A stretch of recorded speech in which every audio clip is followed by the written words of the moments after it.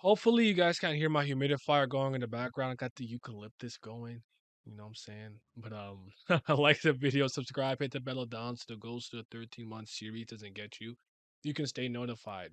I wanted to stream this. It didn't work out that way, so I do have to record this off stream by my lonesome. But I did ask you guys a question in a Tower of God video where I was basically asking you one of two things. If you are somebody who believed that for whatever reason, in any capacity, Tower of God has gotten a little worse or just been on a decline, do you ever think we'll hit that peak stride again? And if you're in the camp of Tower of God has only gotten better and better, and currently we're on like our best arc or our best moment in Tower of God, for what reason do you believe that? So I'm gonna read your guys' comments here, and we're gonna go through it. And yeah, let's hop right in.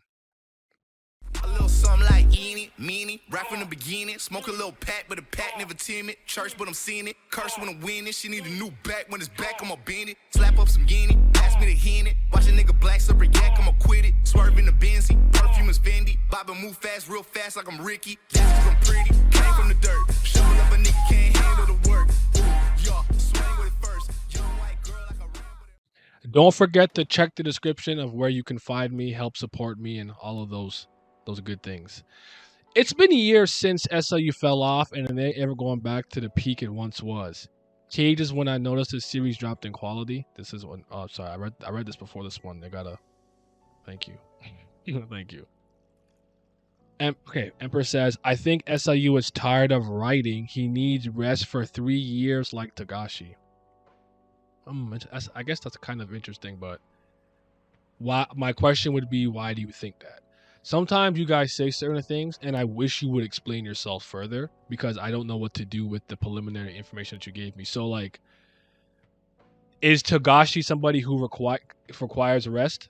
I know there's rumors and circulations about his back and his hand and things of that nature, but does he truly require this much rest? Does SIU need 3 years uninterrupted? Like, I wanted you guys to go into greater detail and elaborate because I'm really trying to pick your brains on this. There has been an obvious decline, but the series is still close to my heart. So I want to believe it can go back to the season 2 peak in quality. That hope is waning, but not completely gone. I'm kind of like in this camp. Like I feel revenant. It's like you know how you guys hear me be critical about Tower of God. Trust me when I say I want to be wrong about this. There's no part of me that gets to be like, "Ha, I told you guys it was never gonna be good again" or whatever, and I'm beating my chest like I was right. Like I want to be wrong. I hope that I am wrong. I do not want that for this series. I care about it deeply. You know, I cover it. There's a reason why. You know. The mineral. The truth is that we'll never get that peak content again, and we all know it deep down. That's crazy. Don't tell me what I'm thinking deep down of my heart. You don't know me. I would argue that I don't know if that I've seen anything. I get these like glimpses and these moments of like, okay, that was really good. Like, okay, that was like old SIU and that was nice, but it's never enough where I'm like, I can take this, hold on to it, and like this is my copium. I'm almost like, I don't know. There's a lot of truth in that though. David Traits, I want to be wrong, but during the cage, I saw a lot of issues and they haven't been fixed since. Fair enough. I think season 2 was the best. I would agree. The parts. I'm open to a conversation about like which parts we think are the best. Like if we're trying to be as objective and impartial as we can be, being as objective as we can be. Not that I truly believe you can be like fully objective with some of these things, but I would argue that season 2 is when Tower of God was at its best. Certain points. Maybe you think it's a dollar show. Maybe you think it's the workshop. Maybe you think it's the hidden floor. Maybe you think it's the last station. Maybe you think it's the floor of death. But I agree with that. But I am with that too. It would be unrealistic to expect living up to that potential. But it could get good again. Good again. Hell, there were parts so far. Yama and Ko arc is pretty fun. So probably not ask. LaFave is cool. He can, but he won't. Did I reply? Good answer. Okay. I don't think Tower of God can be at its peak again, at least not for many arcs. First, what made it great for me was something Kings were the immense. Wait. For me, some things something kings were the immense lore and world of the tower, the position. Oh, the king. Sorry. Okay, I got it. Um, the position and teamwork, and the fact that that people could die, or how ruthless the tower was. But now there's problems with that. First, the focus only on Bam, so other characters don't get attention, and due to Bam's position in the story and how much attention he has now, but he's not gonna be exploring most of the tower. I had hope for the marriage tournament, but SIU threw Bam in there for no reason. Probably a reason, but I hear you. I hear you. Bam at a level where he can beat up high ranker branch candidates pretty easily in base no thorns. Season 2, it wasn't as much of an issue. We had Bam and his group doing their thing, and the team sweet and sour trying to save Young out of his coma, but now there's no focus on others. Bam's growing at such a rate, them staying around creates problems. Now characters need random power ups. Either SIU should have made the growth less, or maybe have Bam frozen in suspendium, or they have regular separate from Bam. With Bam, there's no threat. He gains tons of powers, half he doesn't even use. Like right after he absorbed White's power, he instantly got Leviathan for no reason. There's no tension anymore, and Bam's personality repeats the same way every time. Positions or teamwork doesn't matter because Bam's so strong. Also, now it's just Shinsu Blast in the backgrounds and giant space.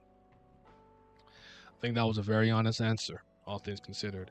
Because I'm gonna say this. I still think there's a lot of commenters and readers in Tower of God, and maybe I'm wrong. I could be wrong. I think a lot of you are disingenuous with your comments. I don't believe what you're saying. Is it better for me to gauge that if I'm talking to you in person, or maybe at least in a face cam kind of thing. But sometimes I read a comment and I'm like, I honestly don't think you even believe that. Could be wrong though. Could be wrong. All right, see what you got, Danny. Well, I think it changed. I wouldn't say it gotten worse, and now I wouldn't say it gotten better. Okay. Every move in the narrative will split the fandom. For example, Chang's death, which might be a death fake out. I like Dr. Bonehead, and a good portion of the fans didn't. I get why it's unlikable with all the Chang buildup. And was there Chang buildup? And set up without the payout, but every other story does a character arc with build up, set up, and payout in mind. The truth is, it's unconventional to cut the payout, and that makes it surprising. Besides, not every setup needs to pay out. On the other hand, in season 2, I keep on asking, where would the story go if Bam died without reviving by Urek Mazzino in Baby Zagna arc? Like I said, every move will be accepted differently. Okay. I take issue with one thing you say, and I hope if I'm misquoting you, tell me in the comment section. My bad. But I think you said something about payout. Basically, like it comes to me like you're talking about subversion of tropes. So it's like it's actually a cool thing to kind of build something up and not necessarily have the payoff, or the payoff, because that's what we're expecting. And that just because something's been built up doesn't mean that you're guaranteed to get some type of proper conclusion. I think that's very fair in a literalistic and literal sense. I'm sorry, I'm trying to fix this camera. I think it's okay. I think that's a little bit unfair and obtuse, because if I'm playing for a basketball team and my weakness is I can't shoot 3-pointers, and I say, and basically what I do for the remainder of the off season is pretty much put out promotion videos of me working on my 3-pointer step back threes, going through screens to get open threes and stuff like that, basically showcasing to the fan base that so I'll just use Toronto Raptors. So like if I was a Toronto Raptor player, the Toronto Raptors and Canadians are my fan base. So I'm building up an expectation that that 3-pointer is going to be at least improved. And then when the season starts, I just start doing layups like, ha, psych, it was a trick because you thought I was going to be taking threes and I'm not. I don't think that's a good argument. That's just me personally. I think he can bounce back with his upcoming arc. All right, shout out to you. I don't think he wants to return to the way it was because it's more popular now. It doesn't matter that more people are complaining. As long as more people are reading, he gets more money. That's totally fair. Capitalism out, baby. In the end, We who appreciate complex and unusual stories are a minority. A majority of people prefer standalone battle shonen like Tower of God is now and becoming. I think that's totally fair. The amount of people that I really run into who truly care about storytelling and writing to the degree that I do is very far and few between. A lot of them give off the aura that they do, but they actually don't, because you could just see it in the stories that they kind of prop up and the things that they say. They don't actually care about it. And I'm not saying that you do. You don't. It's totally okay to be a casual or kind of like passing enthusiast, but I will just ask that you be honest about that, because there's a ton of series that I'll tell you that I'm just a kind of casual fan or just a passing enthusiast, like Star Wars. I don't really care about it that deeply, you know. There's nothing wrong with that. I like it, but battles are becoming a bit too flashy. Okay. I I'm also cautiously optimistic. The fact that SIU took a break, with one of the reasons being examining the story, gives me hope. The first step to improvement is acknowledgement that what you are doing is flawed and can be improved, and that's more than what a lot of people can even do. It's been bumpy, but I do believe Nest is overall better than the last station and Cage.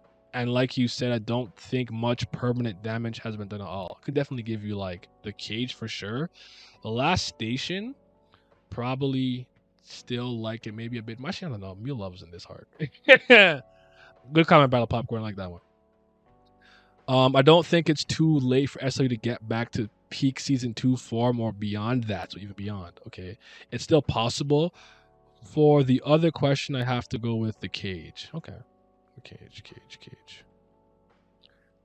Oh, because I think I did ask if you kind of have some issues with the series right now. When did you start kind of having it? And for me, I said the last station. I believe that's when I started seeing fissures. Christopher likes cake. I'm not a cake fan myself, but I think Tower of God season 3 has actually remained on the level of season 2. Of course, I got reasons of why I think that, and I'll elaborate. First off is the simple thing of Bam's character has been pretty interesting and seems a lot more direct about his feelings. Do I agree with that? I think maybe more direct about his feelings. I agree with. More interesting. That's debatable.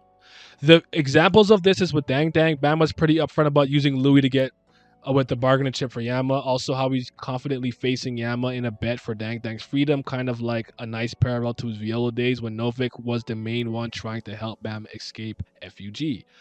Another is that he's not as overprotective in season 2, clearly trusting Kun and Rack in front of Delete, or when he learns some sweet and sour are fine. He isn't paranoid of how they're doing and has confidence in his teammates, clearly much more than before. Unlike in Name Hunt Station to the last station, he's focused on being a god who will protect those he cared about.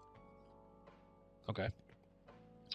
Enough about Bam, and let's talk about Yasveta, Caliban, Liborg, White, who I think are both visually and personality wise extremely interesting. Yasveta, who seemed like so heartless, so evil before the flashback, was actually not exactly that.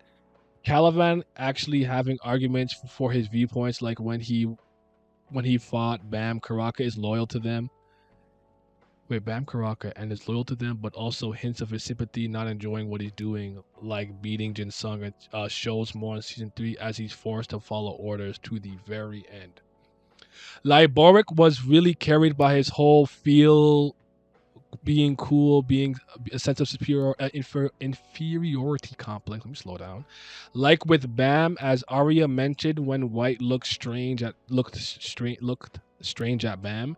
This is shown very much in the fight with Caliban after getting a good punch. The man went on about how Caliban probably underestimated him, and Liboric brings up how he did the dirty work for Jihad's army. And so his deal is probably wanting appreciation, and sadly, his fathers are Edwan and Gustang.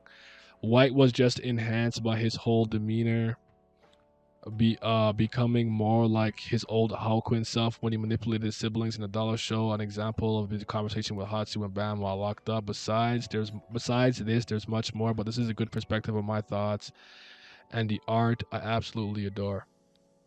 I'm not mad at what you said. I'm really not. I think Caliban's an interesting character. I think Light Boric has intrigue. But I do think sometimes we remove the external factors in a story, like the things outside of the literal content itself, that I do think play into someone's experience. And whether you believe it's fair or not to criticize a series for that, I'll leave up to you. But I do think that a lot of people expected certain things based on how the story was going. With White, and I could see a lot why most White fans that I know are extremely disappointed with how he's fizzled out. He can come back. It's not necessarily his arc is over. Maybe he takes over Vincente again later on and things like that. But they don't like the way it happened, when it happened, and how it happened. And I don't think it's fair to acknowledge that. I'm gonna give you an example. I talk about Reborn a lot. Katekyo Hitman Reborn is one of my favorites and everything. But if you truly ask me if I thought it was just like super incredible, most amazingest series, manga, anime ever, I probably wouldn't tell you that. I will tell you that part of the reason that it resonates with me so strongly to this day was because of the experience I had with like-minded individuals who were very into the story with me. We had onemanga.com back in the day, and there's forums on onemanga.com. That's where we used to be around manga for scanlations and translations online and whatnot. This is like one of the places we used to read from. We had a Reborn section where guys like, I think his name was Froggy Man 99, Harlan Phoenix, me, and a bunch of other people used to talk about Tower God. I'm the Tower God.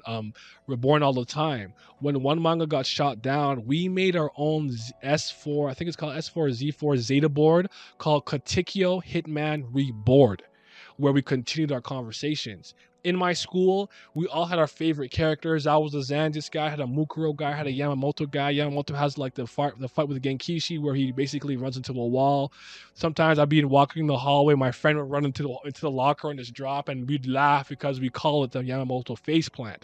Those are all things that are external. They're not within the actual confines. Just like the inside jokes with my friends and like the forum stuff are external, but it played into my experience, and thus I have a much higher feelings and respect for Reborn. Despite if you want me to be very as impartial as I can be, I might not praise it the same way. So keep that in mind. That's basically what I'm saying. There's a lot of people who've been reading this story for a really long time, for almost decades even, and stuff like that. And there's a lot of things that we thought we were gonna get and we were expecting based on his own words in the blog post too, that has not come to fruition. But thank you for the comment. That was really good. That was a good comment. I think the series went downhill from the last station. And it's because the focus shifted into the saga. Wait, and it's because the story focus shifted into the saga, which just ended of Bam trying to save his master. Personally, I was never interested in Jinsung's survival except the way it would affect Bam. I kind of agree with that, personally speaking, because I don't feel like their partnership was that close, especially to the point of starting a war from him. I have personally always said that at least from Hajin Sung's side, I know he cares about Bam and he's like done certain things. So I'm like, okay, like there's some care there. Bam's point of view towards Hajin Sung, I never saw it until they forced it into the last station and keep trying to like do it now. I don't. Crocker the same, so I'm with you on that. Where was I? Where was I? To me, the moment the focus gets back on climbing up the tower and finding Rachel, I think it's fine. Bam getting all these powers was a result of this decision to he made to go after just Jinsung because he had to reach that power level in order for him to impact the arc in terms of fighting the top players. There are other issues I have, but I wanted to highlight this in this one comment. I appreciate it. TOG needs to reintroduce new strong people and kick Bam's ass hard so fans can love it. I feel that. Ooh, we got long. We got a big chunky. For me, I don't think a Tower God get better. It was a 10 out of 10 already in the beginning. I don't really know how to organize all this, so I'm just gonna go season by season. First season was amazing and very unique in TOG. First, it's the only season where we really focus on the regulars and climbing the tower, and it's a season with a lot of mystery that's linked with some very important characters like Bam. Rachel hate on the wall of the first floor is not a character, but you understand me. Next, we have season 2. Sorry, I got hiccups now. The story took a major turn with the Floor of Death and with Arlene's diary. We finally learned the real story of TOG, and it's not about Bam trying to find Rachel in the tower or Bam and Rachel climbing the tower to reach the stars. It's a bigger story, but that we knew from the end of season 1 that the story was going to be like that for the development of the lore where season 1 developed the tower itself. Season 2 for me focuses more on the inhabitants of this tower. Despite all its changes, I personally love season 2. It had been since the end of season 1, as I said, that we didn't really know what the story TOG wanted to tell us, Rachel's story, that of Baam. So I'm glad we got some answers on the floor of death. I know that somewhat disappointed with that climbing the tower has been put aside, but personally I just think that anyway we will come back to it later. So Baam has not reached the top, and there's still I lost my line. A lot of floor to discover, and I'm mainly talking about the floor that Zahar has not yet passed because it is Bam's destiny to lead people to the top. I digress a little too much. Finally, season 3, I will talk in detail only about the nest. Season 3 is the only season I have only read once on a weekly basis, and the nest and the base season 2 should not have ended the last station. It was neighborhood to SIU to change. I actually know about that, to change the season. I'm convinced that season 2 should have stopped in the nest, but that doesn't really matter. I really feel SIU has gone up a notch again. We don't really see any regulars anymore, and Bam is surrounded by rankers and high rankers, which means that the regulars, which accompanies Bam, tend to be put aside more, even if they have moments where they shine, like Kun in this first wall, Hots in the Cat Tower. Moreover, with what happens in the arc of tournaments is that the wait, is it is really the season where we learn a lot about the 10 great families and the princesses. We will start to get bits of information on extremely important things, and that we have already had such as the Great Journey, the Great War, but we're not going to lie to each other. It means putting the regulars aside, and people will surely be disappointing, like climbing the tower. But again, SIU can very well come back to that later. There's lots of intrigue concerning the regular at one time or another. We will come back to learn to them. To summarize, I don't think TOG has become really better except for the art. It has always been exceptional work in my eyes. A bit off in all direction with this comment. LOL. I don't even know if it answers the initial question. But you who wanted detail, here it is. He said he wanted details. Here's all my thoughts. Um, it sounds to me like the argument that you're making is essentially that every season has had a bit of a paradigm shift, because almost like we're kind of somewhat being withhold the grander narrative. So it's first like focusing on some character stuff, Bam, and just the beginning of the tower. And then we learned that it's not just like just a story of Bam chasing Rachel and stuff. There's more to it. There's a grander tower, more characters, and more people are going to be involved and have their own sense of agency and their character arcs and stories told, which could interweave with Bam, intersect at certain spots. And then with the third season, we've taken that to its next logical conclusion. So now, if we were following regulars, and now if we were following maybe a bit more regulars, but a better a balance, now we're around high rankers and rankers more, and we should expect for this escalation to keep going. And thus, in your eyes, it hasn't gotten better, it hasn't gotten worse. Things have just changed and shifted. I think that's a fair way of looking at it. Honestly, it's a good comment. I like that. Shout out to you. If I misinterpreted that, you can correct me in the comments. I'm of the opinion that Tower God has not lost its uniqueness or mystery that made the series great. The only arc I actually hated was the Hidden Floor arc. For me, the pacing was too slow, not enough action, no real lore that pushed the story forward, like in the Floor of Death. I agree with the pacing in the beginning and some of the stuff with like the sworn enemy, but I can't agree with that lore point.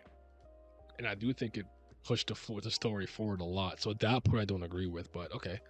The only part I like was when Bam fought Daja. Other than that, did not care for the arc. There's some truth there. I do, but I guess my question for you too, to some degree, is: would you prefer that an arc stays extremely consistent, whether it doesn't have too many highs, too many lows? Start low but crescendo upwards into a high. Start high, go on a decline to when it's like not very good at a low. What's because like for me, I'll always prefer that it doesn't start off as great, but it ends very strong. If that makes sense. I actually explain storytelling for me very akin to like a 400-meter race a lot of the times. In my elderly years of 29, I have learned to enjoy the journey and experience of the story and not just harp on the ending so powerfully, because I feel like the ending will validate the journey a lot of the times. But to me, if let's say you're in a 400-meter race and you have 8 racers, and let's just say you know you're writing a story, right? So sorry, let me start over. You're running the race 400 meters, right? So like let's say I'm in first place, I'm killing it. Now I'm not pacing myself, but I'm in first for the first 100 meter, the 200 meters, 300 meters, and in the last 50 meter stretch, I tire, I burn out, and all 7 racers passed me. When you have a story that's so strong in the lead and doing great things, and it fizzles out in the end, and it ends with a whimper, not a bang, and it doesn't validate the journey, to me, it's like the racer running out of gas and everyone else superseding him and passing him. That's how I see it a lot of the times, if that makes sense. So my preference will always be slow start, boring beginning, inconsistent pacing at the beginning, but then it hits its stride, then it only goes upwards because the ending is always the most important to me personally. Oh, I did not finish that comment. I don't know why people hate the last station or the cage. Sure, it was a little underwhelming, but I enjoyed the actions and story far more than the hidden floor. I actually even put the last station as one of my favorite arcs. I am sure I will get a lot of hate from my opinion, but I don't care. Now, I will agree that the Nest has issues and SIU's power scaling is way off. I think SIU needs to fix the power scaling by either limiting Bam's power or by either taking some of his power away or by creating a cost for using the power. But does the way that happened matter to you, or does it have to happen? Example, he losing his mind, losing powers, and it slowly kills him. I think by doing that, it would allow for more stakes. I personally think SIU could make the family heads more menacing, pointing mainly to Traumare. I think one way is by Traumare controlling Bam, using Leviathan, or limiting Bam's power. Those are my thoughts. Don't harp on this type of stuff here, by the way. Like if you have an if you I'm a person who always has unconventional, unpopular opinions, so I don't really care if you're like you have to do a thing where it's like people will hate you for your opinion, but like you don't have like kudos for you for saying it, but you don't have to like do that here. I'm not gonna jump down your throat for it as long as you explain yourself. Um, the reason that I think a lot of people don't like the last station or the cage is that I think the last station for some people somewhat blue balled them in terms of what they thought would happen and what did happen. And I think that for someone like me, I saw a lot of fissures of problems with the power scaling, which you have admitted has its issues now. I think that problem truly started to rear its head in the last station. I think the cage is just really stupid, boring, inconsistent, all over the place. I didn't particularly enjoy the dog people and stuff like that, but Yama was a major factor of me like staying and enjoying it and stuff like that. I can't speak for anybody else, but the hidden floor, your hidden floor points, I don't have an issue with though. It's definitely gone down, but I don't think it's necessarily that bad. All it will take is 2 good arcs of development in characters such as the princesses, which I am looking forward to seeing. Maybe we can see some Wagner, and seeing Bam use Leviathan will be hyping the tourney. It's not too far gone by any means. Fair enough. Scobe. I am in the camp that believes the story has been declining, but remain cautiously optimistic that it still can be good. Haku made a really good point on how the story has changed in season 3. It became more of a power fantasy like, and as a result, I have changed my perception on the series a bit. Unfortunately, I just don't believe it will go back to the type of storytelling we're getting in this first and second season. That doesn't mean the story can't be enjoyable or good. It's just not what it once was. Fair enough. The last station was where I first took notice of my shift in opinion on the series. Okay. I don't think TOG is at its peak from season 2, but the overreaction from its lower quality and such have been insane. You see, this is kind of what I'm saying. Fair enough to have this opinion, but explain yourself. What overreactions have you seen? Why do you think that there's been an overreaction? Like I want you to elaborate. I like parts of season 2 and 3. I think most of us can agree the arcs vary in quality and enjoyment. I think they'll maintain that, with some future arcs being good and others less so.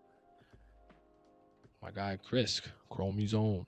It's definitely has declining quality, but it's still potential to come back. Since season three, I felt that it was getting mid, and the hiatuses seemed to not do much other than change the art style, which obviously didn't matter jack-ish in regards to the writing. To be honest, I've gotten my mileage out of TOG. That is to say, I've had my fun, and while I am hoping for a bounce back, if not, oh well.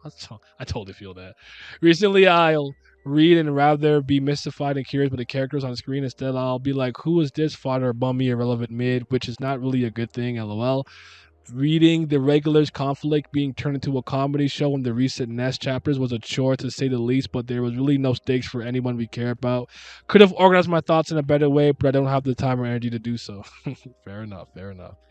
I can understand the arguments about the narrative decline, but perhaps we can all agree that the art has improved. I don't like disagree that the art's better.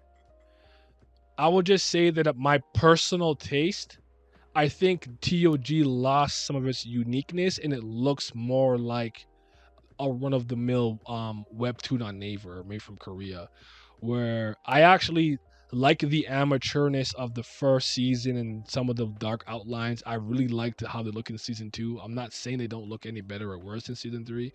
I think that's one of those things where it's like, what's the saying? Beauty is in the eye of the beholder. You can speak aesthetically for yourself on that. My problem is some of the presentation of the art, not necessarily the artistry itself. But I think most people would agree with you that the artwork has only gotten better, and I'm not mad at that opinion. I hate that you said I want to know if you think TOG will ever be as good as it used to be at its peak, because I never thought about it, and now that I have, I feel like it can't. It's depressing. I really hope it can though. Fair enough. I guess we'll see. Been reading the season since 2011. That's about when I was reading it. Sunken costs or whatever. I'll be checking into TOG until it ends. In terms of major S3 issues, I think the SIU. I think I just want you to be more careful with the main cast. Aguero doesn't remotely feel like the same guy from the first, second season. All things considered, my intrigue in the lore and Rachel's role in the story is still high, so hope SCU can still deliver there. Feel it. All right, let's get it. Okay, my time to shine. Novel incoming.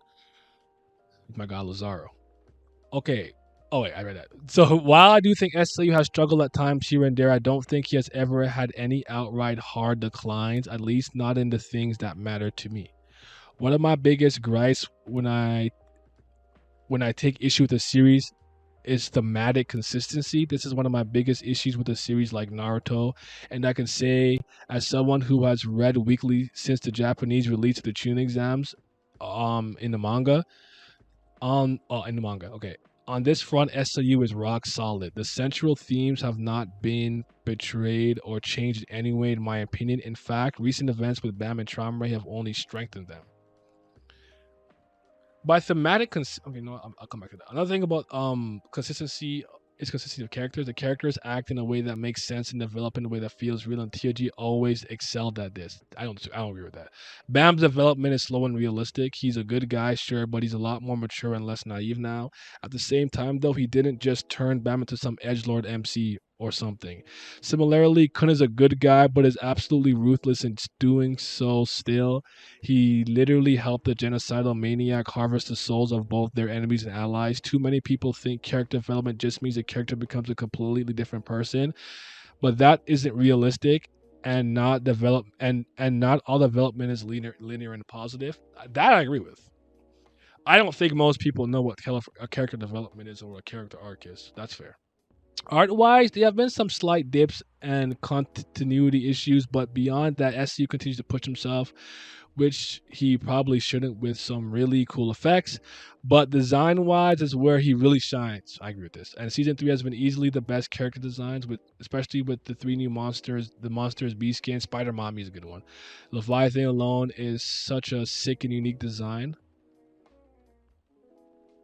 Leviathan's really moving, y'all. That's crazy. But the Baylord Bros and Yasuch are also really well done. Plot wise, probably the biggest issue of season three, and but mainly it's just that some parts are dragging. The pacing feels bad. But SAU via lore has admitted this, so I do think people are wait, so I do think the overarching plot is fine. He just jumps out of pocket and freestyles sometimes, as he clearly doesn't plan on every minor detail, and it's not his strong suit. Fights, admittedly a bit weaker early on, but Jinsung v Al is actually one of the best fights in the series, in my opinion, despite it being such a short fight that wasn't about either beating the other. Two ancient ultra high rankers fighting, Al completely acknowledging the threat of not getting cocky. Both fighters are being careful and analytical. Jinsung acknowledging that rankers of their age strength struggle to face challenges at a certain point, so they grow rusty. It reminded me of what I love about Kakashi versus Zabuza Naruto, that the two elite fighters can encounter each other, and even if one is slightly stronger than the other, any small mistake and the other is skilled enough to take their life. It sucked that those sort of random encounters never happen again. Hoping to see more of that. SIU is fully capable of delivering good fights. How long is this? Jesus Christ. Sorry. I didn't say be detailed. Let me not complain. The biggest thing I think SIU's always been good with and has done better than ever in season 3, especially recently, is introducing new characters and making them feel real, unique, and interesting. The backstories for Yasmin and underlings were all great except Hasacha. I didn't mind that one. And even if you didn't care about his subordinates, their backstory served the purpose of giving us a window into Yasvach and his leadership style, and building the world out more. The Ha family having male consortants was great. I give you courtesans. But the biggest and best was the Yasvach and Wagner and story. The main complaints I see beyond what I've acknowledged are a lack of side characters being present, Bam versus White, and earned power ups. The side characters things I don't really see as being good or bad. SIU does excel like introducing tons of new characters that people care about, and I get why people want them, but I think it's bad writing to not show them, especially the ones who essentially have resolved a lot of the issues. Not to mention, we are likely headed in an arc that will show a lot of them, but I get why people want them back. It just doesn't detract that from me. Well, for somebody who cares about characters the most, it is a huge problem for me because I care about characters. That's the most important thing to me. It's characters, honestly, subplots, central plot, and then we can have a conversation about it. It's not lore and world building and stuff like that. I think some characters that were already introduced were too important in terms of build up, intrigue, and things that they can play into, like having one demi princess, Anak Jihad and stuff like that, and them not being in a story in a way that doesn't make sense to a lot of people. It's not that they're not there, just like why do we just completely go away from them for long periods of time? You know what I'm saying? But fair enough. Bam versus White have completely different opinions than most of the fan base. A lot of people thought it felt like it came out of nowhere, but that's kind of the point. White is so selfish that he completely derails their mission to antagonize and absorb Bam. Despite some continuity issues, I really like the fight. It was the first time we've seen Bam not hold himself back since fighting Jihad. He gets Leviathan and the White power up after that. Okay. He hasn't used Black Shinchu since, I don't believe. I agree. He also subverted the trope of MC loses his mind and powers up. Bam was calm as hell. That's not a.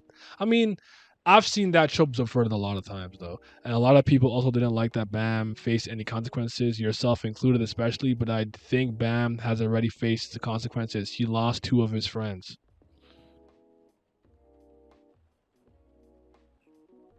I'm beyond this now. I've evolved. I've evolved beyond this. It's fine.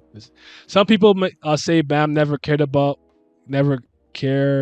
because he was never in contact with them. But we do know that Bam cared about them and was lied to. We also know the fact that in time the tower was different. A few years are nothing to these people, and Bam has been literally constantly training and fighting for his life. But beyond that, I don't see why Bam has to be the one to face consequences. Why can't it be White? He was the one naive enough to mess around with someone who he knows a special being and transcends all the rules and laws that bind him. A lot of people didn't like that Arya was revived, but I think killing her off would have been cheap. She didn't mean anything to anybody, and she was just. But she just in a way for Bam to flex his godlike power and tease us with the potential of him seeking more power to prevent stuff like this from happening. Some people didn't like a dark change, and then there being no change. But I think the dark change was both literal, Black Shinsu, and also a bit of a red herring. I'm gonna be very honest with you. I think in this section for a bit, you're doing a lot of the writing for SIU. I think you're rationalizing for him a lot, and I think you're filling in too many blanks. The red herring. Do you really believe that SIU like ooh it's a red? I don't believe that. That's not true in my opinion. I don't think you'd have to point to me in a lot of situations where he's had good red herrings for and where I could be like he's consistently done this for me to believe that point. They don't have to become corrupted to gain power. It's completely unfair, and they only further showcase sorry. But Bama's have to change to gain power. Hulkman realizes the same thing about his father. They don't have to become corrupted to gain power. It's completely unfair and only further showcases the longest running themes. I'll just say this and I'll keep pushing because I've talked about this a lot ad nauseum already. I don't really feel like rehashing a lot of my points. Because Arya was not important to anybody, it was a perfect throwaway character. I hear you by you saying it's cheap. I agree with that. But it's just like this character who is not important to anybody couldn't even be put down. And the idea that White had to be the one to feel the consequence, I think, is not a fair set. It's not 100% fair because it'd have been one thing if White just kind of caught Bam.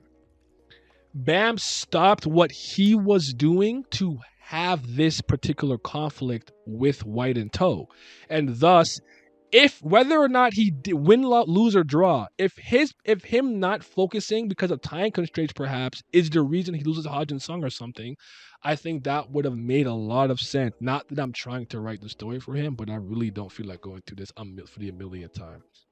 To me, White vs. Bam is about White, not Bam. The ultimate game of F around and find out. Bam completely humiliated him and turned his inferiority up to 12. Such a fitting and pathetic end for him. One that his father called again. People like White.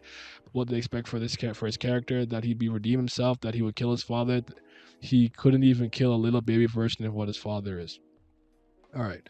The last one I see is honored powered up, and I'm not trying to be mean, but I really think people that say this need to jump ship in season one. Nobody earns powers and nobody deserves it. This was a theme since day one and has only been reiterated again and again. This series is full of ways to strengthen yourself without any effort on your part. Even Shinsu itself is an external power source that you have natural limits with that are set by birth. We have seen dozens and dozens of things that power you up without doing anything great. Fangs, Blood Tamara, Jihad's Blood, Devils, Thressas. I actually agree with this point. In like retrospect and hindsight, I've made this realization probably in 2020 somewhere like that where like most people are powered up externally or whatever. But you're the concept and idea that because a power up is externally given to you, you can't earn it in some fashion. That's the problem that I have. I hear what you're saying.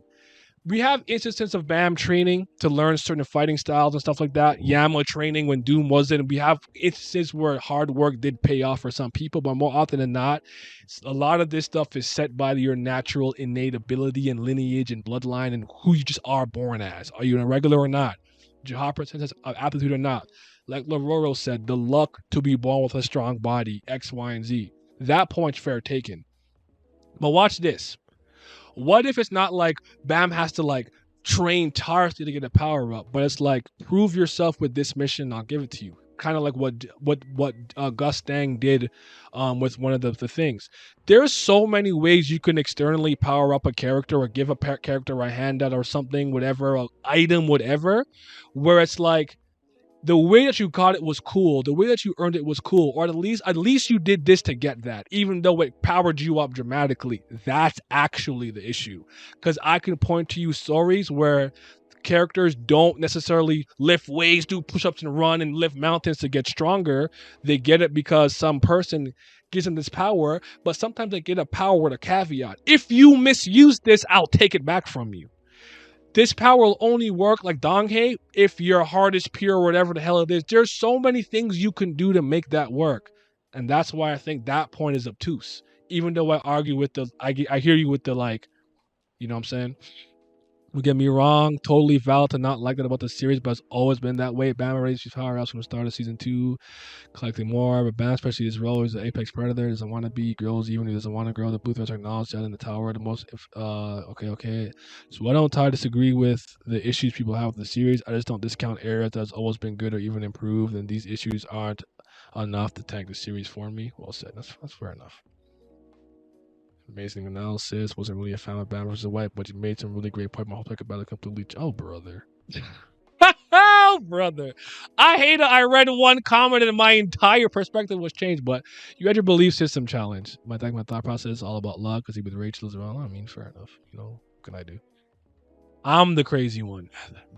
The artwork has improved tremendously. The issues I believe that the story is way too damn big to finish at this level of quality. What SLU needs is a good editor that can tell him what he has to cut because I'm sure he doesn't want to cut anything, and the stuff he has been cutting floor test should probably not have been cut. He probably also needs to work on not the art itself, but the technical aspects of some fights. Thank you. I'd like to see something that's more akin to Sasuke, technical fights in Naruto, Hunter x Hunter for nuances with position strategy. The scenes will probably be easy to draw, but harder to plan storyboard. We don't need no Hunter x Hunter. For me, yes, it's been a decline and it started from the cage for me. So season 3 has been an entire mess overall. Do I think it will become good again? Yes, but it'll never be great again. It's gone too far for me and the cracks are too deep. I was gonna type an essay pointing out what the cons are, but for me it's just a waste of time and most of our complaints co-align. So I'll let the slander go and let this for this time. For analysis, I think Trauma Ray would be a good pick. He's relatively new and has massive popularity according to Haku's poll data, so it might be big numbers, but he's also a divisive character, so it'll be interesting. I do not have to be long-winded. I think TOG has a different quality. I've read over 25 different manhwa weekly, and I'm still just as excited to read TOG as ever. I read enough stuff. The little issues in TOG don't bother me. Fair. Yeah, as far as it being good or bad, I used to hold different opinion. Now it's just disinterested. Some used to like, some used to like it, some still do, and some won't ever. Okay. I guess I'm in the minority since I haven't put TOG in the realm of potential masterpiece. Okay. But I think it has improved since the beginning. I would put the beginning of TOG to 6.5. That's very low in my opinion. Now it's at a 7.5. In the beginning, we have a lot of mystery with underdeveloped main characters, Bam and Rachel, and more fleshed out side characters. Is that problematic though necessarily? I don't think that's inherently a good or bad thing. I think execution for that would decide upon that. The thing is, most of them are weak characters, including the main ones. They reflect more of the present and future direction of the tower. Now we get to arguably the midpoint of the story, where they're much stronger. Historical characters are introduced, and our main protagonist is somewhat fleshed out. We are getting to the point. They'll move to the point to know the movers and shakers, the game masters of the tower. I've never been more excited for SIU to continue TOG. Back when I started in 2011, I read up until pre-Hell Train and dropped it. Ever since, it's been on and off. I see a lot of people complaining about the unearned powers, the laser beam fight panels, and not enough stakes due to revivals. These are red herrings. Where is this red? Where did this? I'm about to lose it. I'm about to snap.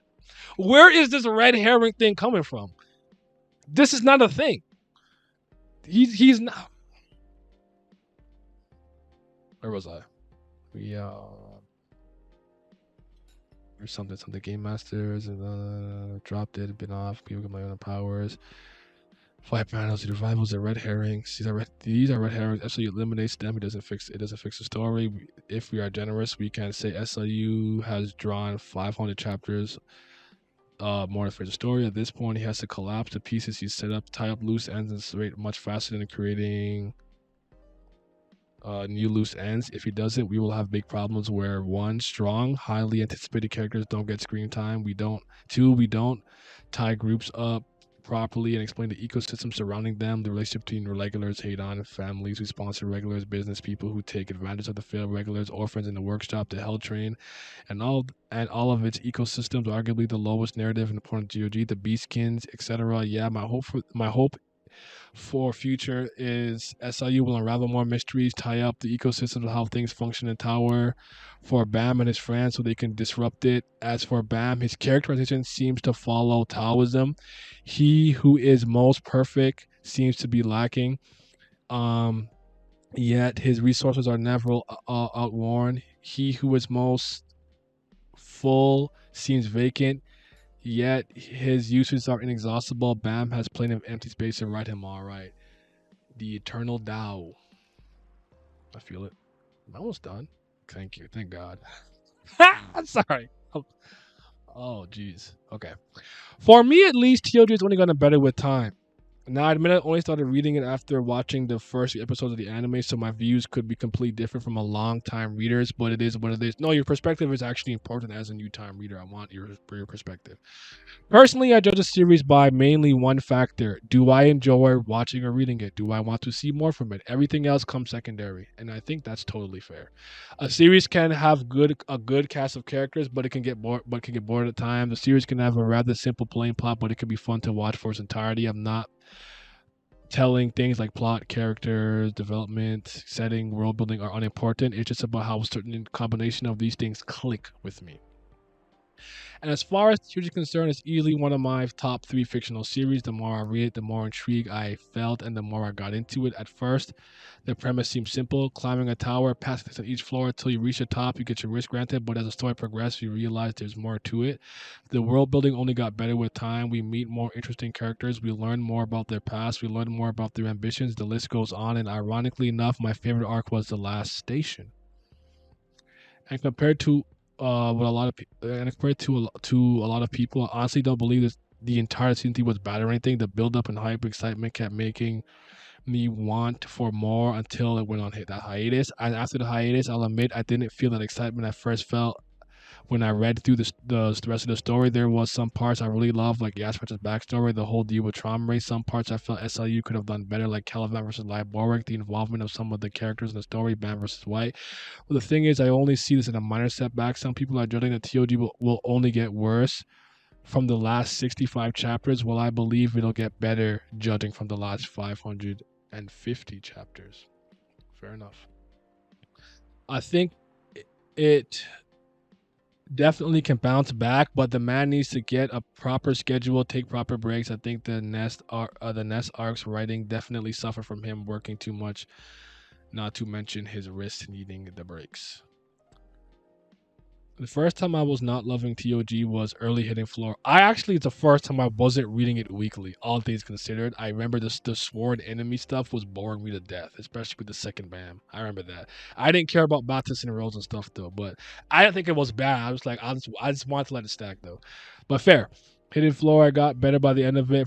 But then things have been fluctuating. But my enjoyment of the series has never gone back to its peak, with each new low being lower than before. If the cage was the lowest overall arc, couldn't rack power up was the worst moment. Now I don't think we can go back to season 2 peak. We already climbed down that hill, but I think SU can write his way to another kind of peak. A bit more battle shonen like. It may not be what we wanted, but I want to see from season 1, but a good story anyway. I don't think we are there yet. SIU has still to finish building the foundation of the new style and establish this is what TOG is going to be from now on and continue from there. I hope that that's what he's deciding on hiatus, and where he chooses to come from, it goes from nowhere. The slow shift from a more shonen-esque trajectory started in the Name Hunt station. It didn't affect that. I don't know if I agree with that. I don't agree with that. It didn't affect that much in that arc, but by the second season two ended, it was certainly fully visible as a new trajectory. I would say that the next arc will be critical to whether there's able to come back from that, or the series is going to stay the way it is. And then, no, but I'm doing this now. And okay. So, I went through a lot of your comments. I actually appreciated the varying viewpoints, and some people who think the series hasn't changed at all, it's just different. Some people think it declined, some think it's gotten better, some people think at the very least you get to admit the artwork has gotten better and stuff like that. That is what is up, and I can appreciate that. um I would I would go. I honestly think that the things that I have issues with and the things that I like with this series are so well documented. I don't think there's a point of me really going into any of the stuff like this. But I as somebody who deeply studied storytelling and writing, I think this is what frustrates me about a lot of people. And don't take this the wrong way. Okay? I have published works I have published stories. I have helped people publish stories. I have won a writercraft competition where my short story was in a anthology of other short stories from other students and things of that nature. I have taken the time to properly study animation by shadowing people who literally do this stuff for a living. And the point I'm trying to make is I don't passively absorb what good writing is or what good storytelling is by just being on the internet and reading manga.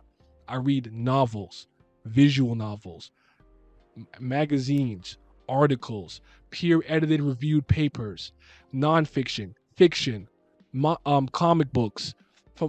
I read things that in French, things in English, from all places in the world. Like Murakami from Japan, I'm gonna read a book from him.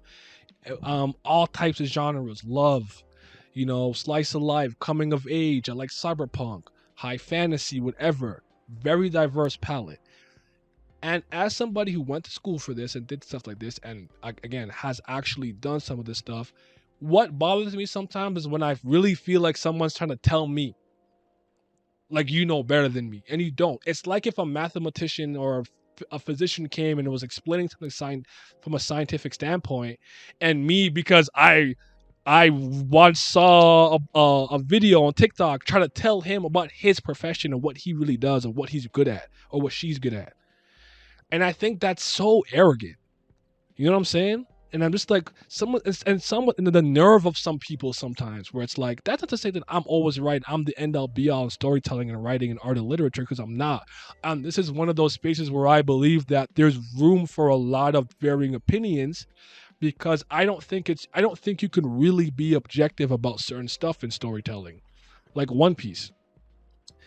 If you want to make an objective One Piece statement, you will say something like the main character in One Piece's name is Monkey D. Luffy. That's not debatable. It's irrefutable. That is a fact. The moment you say, I think Luffy won this fight because no matter how well you think your opinion is substantiated by the story, it's an opinion with personal bias, things like that in it. And so there's no one size fits all. There's no one way to do things, but execution is always the most important thing to me. And while some of you guys make some points where like SIU does certain things here, I don't think he's consistent. I don't think he executes a lot of this stuff really well. And it does bother me when some of you are trying to tell me character development this and that and yada yada. I'm like, you don't want to know character development properly if it smacks you in the ball sack. So, anyways, I'm gonna leave it at that. This was fun. If you got this far, I truly appreciate it. And what I'm gonna say is, let me know if you want me to make my own video like this, where I truly, and this will be I swear to God though, this will be the last time that I kind of just do this, in the sense where like I'll complain about the weekly chapters when they come back, but this is the last time you're gonna hear me really see anything negative about Tower of God in that sense of my own volition, without something happening within the actual narrative. This will be my last complaint rant, because even I'm tired of hearing myself rant and complain about it. But if it's something you want to see and hear, let me know. And you guys have yourselves a mighty fine day. Please like the video, subscribe, hit the bell, all that stuff, and I'm gonna be out. Shout out to the Patreon gang. Shout out to my certified Baam lovers. I appreciate y'all. Gotta show love to the priests of fire. You already know what's brilliant, gang, over here. But I gotta give a huge thanks to my tier 3 subscribers, the 5th Zen gods. Shout out to Zodiac, Sunny Katapali, Simi, Scobe, Revenant, Lucky Roo, Lazy Dragon, Chris, Johnny Rogers, Irene Sharda, Triss, David Langstaff, Childish Nujabes, AJ, and my boy Big Abdel. Your support is greatly appreciated. Thank you.